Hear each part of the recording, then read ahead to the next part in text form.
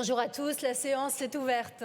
A stormy debate kicked off in France's parliament over a highly contested pension reform championed by President Emmanuel Macron, a day ahead of new strikes and mass demonstrations against the plan.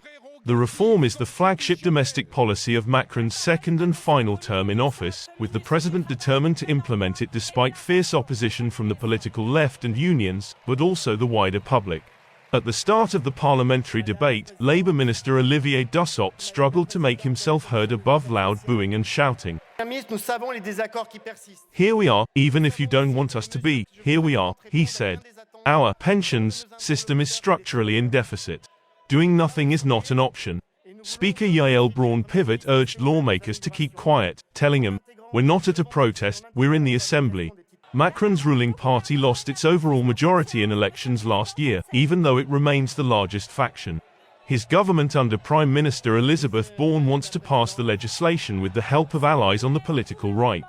The government is also trying to avoid using Clause 49.3 of the Constitution, an article which allows the automatic adoption of a law without a vote. Such a move would risk stoking further protests.